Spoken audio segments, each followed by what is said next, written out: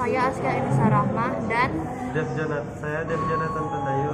dalam kesempatan kali ini kami ingin mempresentasikan materi mewaspadai ancaman terhadap kedudukan NKRI mengenai ancaman di bidang ekonomi. Ancaman di bidang ekonomi merupakan setiap usaha dan kegiatan baik itu yang berasal dari luar maupun dalam negeri yang dinilai mengancam dan membahayakan keamanan finansial serta pertumbuhan ekonomi nasional bangsa Indonesia. Ancaman di bidang ekonomi terbagi menjadi dua jenis. Ada ancaman dari dalam dan ancaman dari luar. Ancaman dari dalam dapat berupa inflasi, pengangguran, infrastruktur yang tidak memadai, dan sistem ekonomi yang tidak jelas. Sedangkan ancaman eksternal dapat berbentuk kinerja ekonomi yang dari luar, daya saing rendah, ketidaksiapan menghadapi globalisasi, dan tingkat ketergantungan terhadap pihak asing. Ada beberapa contoh ancaman ekonomi, seperti 1.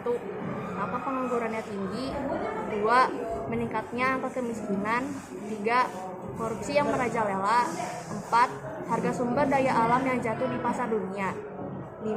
Angka ekspor lebih kecil dibandingkan impor. 6. Terjadinya peningkatan inflasi yang signifikan. 7. Distribusi yang belum merata ke seluruh Indonesia. Dan 8. Ekonomi dalam negeri dikuasai oleh asing.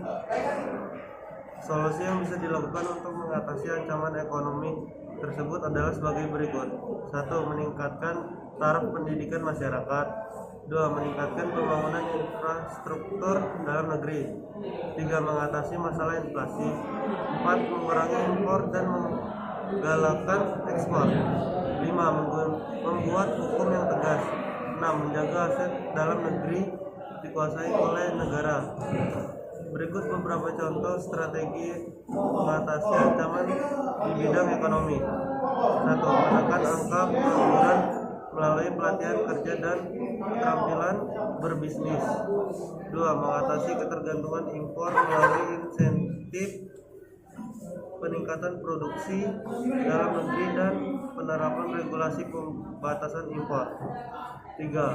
Mengurangi angka korupsi melalui penegakan supremasi hukum.